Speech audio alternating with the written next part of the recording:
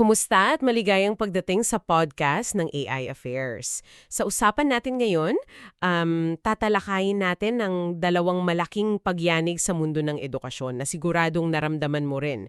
Yung una, yung sapilitang pagbabago dahil sa pandemya. Oo. At habang hindi pa tayo talaga nakakabawi, eto na.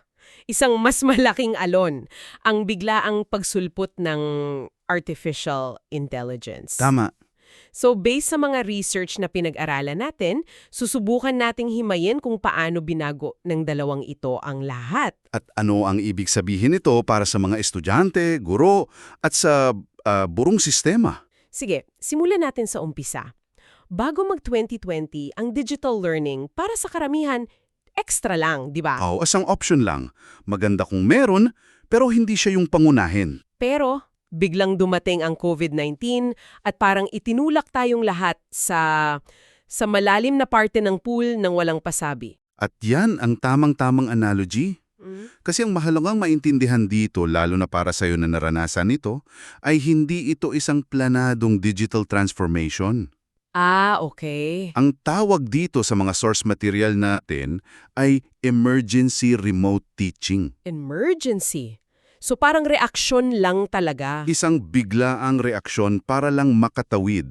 Walang plano, walang training. Isang source na ang nagsabi na ang nangyaring digitalization sa loob lang ng ilang buwan ay katumbas na raw ng ilang dekada ng pagunlad. Wow! Ilang dekada? Ganun kabilis? Ganon kabilis Ha. at ganon kagulo. At dahil nga biglaan at magulo, dito na lumabas yung mga bitak sa sistema, no? Oo, yung mga problemang matagal nang nandyan pero parang hindi lang natin pinapansin. At ang pinakamalaki dyan ay yung tinatawag na digital divide. Yung agwat sa access. Eksakto, yung malaking agwat sa pagitan ng mga may access sa laptop, sa stable na internet at sa mga wala. Akala ng marami, lahat may gadget na. Akala natin. Pero may isang kwento sa sources mula sa isang university leader sa Germany. Inamin niya, ang assumption niya, lahat ng estudyante niya may laptop. Na mali pala? Nalaman niyang mali pala siya. Marami ang gumagamit lang ng phone o nakikishare pa. At hindi lang yan sa Europe. May mas matinding halimbawa pa nga, di ba? Meron. Sa Kenya, may mga estudyante na araw-araw kailangan maglakad ng malayo Para lang maka-online. para lang makapunta sa isang simbahan kung saan may libreng internet access. Doon lang sila makakasali sa klase. Isipin mo ang hiyap na yon. Grabe. Ibig sabihin, ang access sa edukasyon naging access sa teknolohiya. At kung wala ka noon, maiiwan ka. Ang campus ay isang safe haven. Isang ligtas na lugar. Oo. Nung napilitan silang umuwi, bigla silang napunta sa mga sitwasyong, hindi maganda para sa pag-aaral. May kailangang mag-alaga ng kapatid, o mas malala, may karahasan sa tahanan. So yung pag-aaral, hindi na yun ang priority. Hindi na. Grabe ang mga hamon na yan. Pero sa gitna ng lahat ng kaguluhan, parang may maganda namang lumabas. May nabanggit sa sources mo tungkol sa communities of practice. Ano to? Ito yung isa sa mga silver linings. Dahil walang malinaw na utos mula sa taas, ang mga guro, IT staff, at mga administrators, sila-sila na yung nag-organiza. Kusa na lang. Kausa na. Nagtulungan, nag-share ng techniques sa Zoom, mga solusyon sa online exams. Ito yung bottom-up approach. Galing sa pangangailangan, hindi sa memo. At yung mga informal na network na yon, yun ang naging pundasyon. Naging pundasyon para sa mas matibay na digital na sistema pagkatapos ng krisis. Okay, so parang nagkaroon tayo ng isang sapilitang training sa digital tools. Nag-level up ang lahat, gusto man natin o hindi.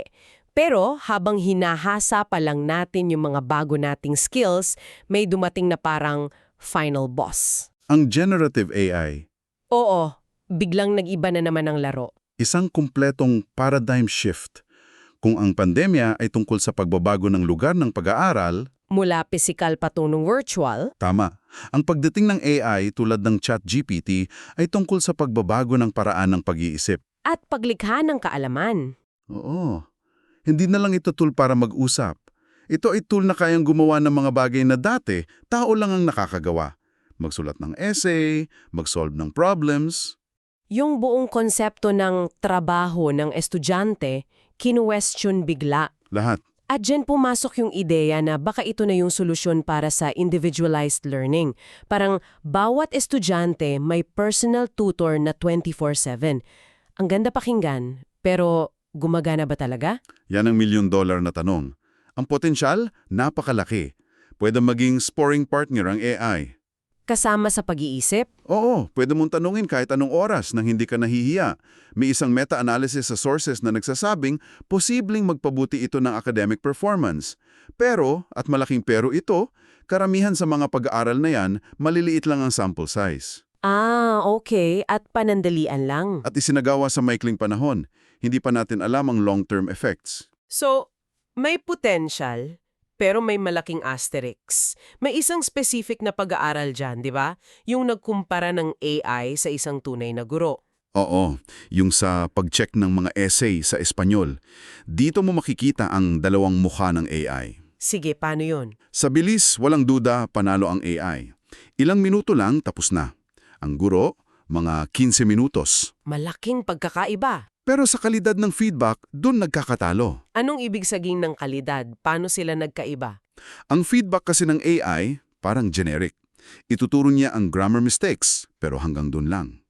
Ang feedback ng guro, mas malalim. May puso, ika nga. Oo, may kasamang positive reinforcement. Maganda itong part na ito, palawakin mo pa.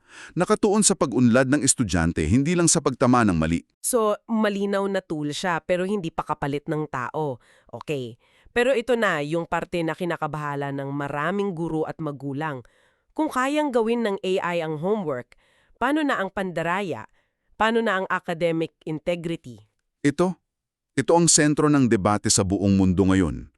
Ang mga tradisyonal na take-home essay, Wala nang saysay. halos nawala na ng saysay bilang paraan ng pagsukat. Pero lahat ng source natin ay iisa ang sinasabi. Ang pag-ban sa AI ay parang pagtatakip lang sa araw. Imposible, hindi efektibo. At hindi realistic, nandyan na yan. Ang tanging paraan ay isang radikal na pagbabago sa ating examination culture. Bagong examination culture, anong itsura niyan? Kung ako estudyante ngayon, anong magiging iba? Ang pinakamalaking pagbabago ay ang paglipat mula sa pagiging product-oriented patungo sa pagiging process-oriented. So hindi na lang yung final paper ang titingnan. Hindi na. Ang hihimayin ay yung buong proseso kung paano mo ginawa yun. Halimbawa, sa halip na isang essay, baka ang ipapasamo mo ay isang e-portfolio. E-portfolio, parang isang digital scrapbook ng learning process mo. Tama. Idodokumento mo lahat. Yung mga unang idea mo, yung mga sources mo, mga drafts mo, at ito ang susi. Isang reflection kung paano mo ginamit ang AI. Ah, kailangan mong i-declare. Kailangan mong ipaliwanag at depensahan. Bukod dyan, mas maraming oral presentations, mga debate, at mga pagsusulit sa loob mismo ng classroom. Okay, so tutukan ang proseso, pero paano kung yung mismong proseso ng pag-aaral, yun na pala ang sinisira ng AI kung mali ang paggamit? May isang source ka dyan na parang warning sign? Oo, at ito marahil ang pinaka-critical na pag-aaral sa lahat. Generative AI can harm learning. Ang linaw ng title. Napakalinaw ng resulta. Sa eksperimento, hinati ang mga estudyante. Isang grupo, GPT-based group, malayang gumamit ng standard na ChatGPT. Binigyan sila ng isda, kumbaga. Tama. Yung pangalawang grupo, GPT Tutor Group, gumamit ng AI na hindi nagbibigay ng direktang sagot. Tinuruan silang manghisda. Mga tanong at gabay lang ang binibigay para sila mismo ang makatuklas ng solusyon. Anong nangyari noong tinanggal na ang AI at binigyan sila ng test? Yung grupo na binigyan lang ng sagot, ang GPT-based group, bumagsak. Ang score nila mas mababa pa kaysa sa grupo na hindi gumamit ng AI. Mas mababa pa? Oo. Tinawag ito ng mga mananaliksik na skill skipping. Skill skipping? Parang gumamit ka ng calculator para sa simpleng addition, kaya hindi mo na natutunan. Eksakto. Ginamit nila ang AI bilang saklay, kaya hindi nila nakuha ang kasanayan. Grabe. Paano naman yung GPT tutor group, yung tinuruang mangisda? Walang masamang epekto. Ang performance nila sa test ay kapantay lang ng control group.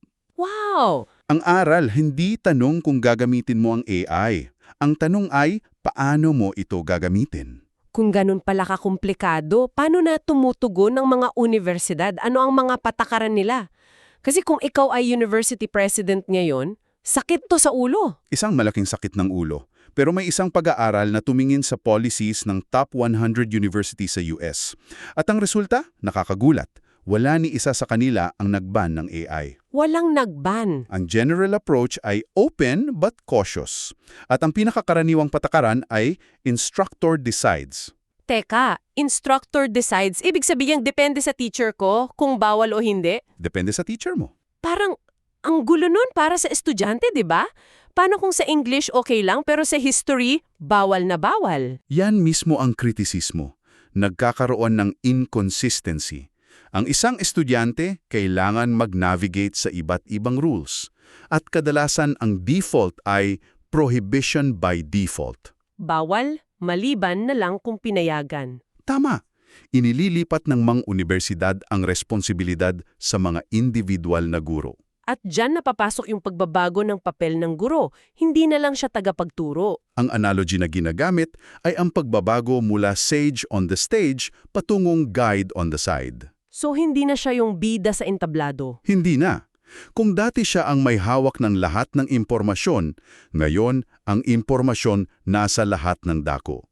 Ang bagong papel niya ay maging isang curator, Tagapili ng impormasyon. isang facilitator at isang kritiko. Yung magtuturo sa iyo kung paano suriin ang impormasyong nakukuha mo, lalo na mula sa AI. Anong mga bagong skills ang kailangan ng isang guro para dyan? Kailangan nila ng prompt engineering, ang sining ng paggawa ng tamang tanong sa AI, at output evaluation, ang abilidad na suriin kung tama ba o may bias ang sagot ng AI. Okay, narinig na natin ang panig ng mga eskwelahan at guro. Pero anong pulso ng mga estudyante? Sila ang nasa sentro ng lahat ng ito. Anong gusto nila? May isang malaking pag-aaral mula sa Vodafone Foundation na tinanong mismo ang mga kabataan at ang sagot nila, handa na sila. Handa na sila. Nakikita nila na mahalaga ang AI para sa kanilang kinabukasan, pero may malinaw silang hiling.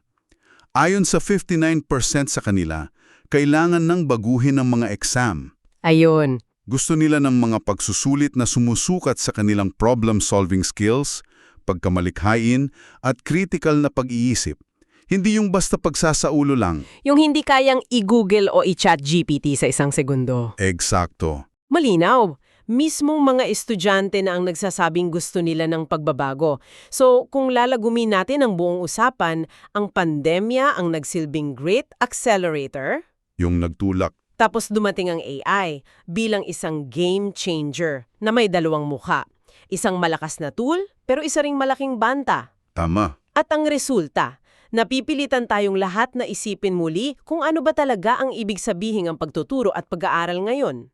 At ang pangwakas na ideya siguro na iiwan ko sa iyo ay ito. Ang hamon na dala ng AI ay hindi lang tungkol sa teknolohiya. Ito ay isang pagkakataon para tanungin natin muli ang sarili natin. Ano ba talaga ang layunin ng edukasyon? Oo. Kung ang layunin ay simpleng magkabisado ng impormasyon, talo na tayo sa AI. Pero kung ang layunin ay linangin ang critical na pag-iisip, pagkamalikhain at ethical na paggamit ng mga tools Diyan nagiging mas mahalaga ang papel ng edukasyon. at ng mga guro, ang tanong ay hindi na ano ang alam mo, kundi ano ang kaya mong gawin sa iyong nalalaman kasama ang AI. Maraming salamat sa pakikinig at hanggang sa susunod ng AI Affairs.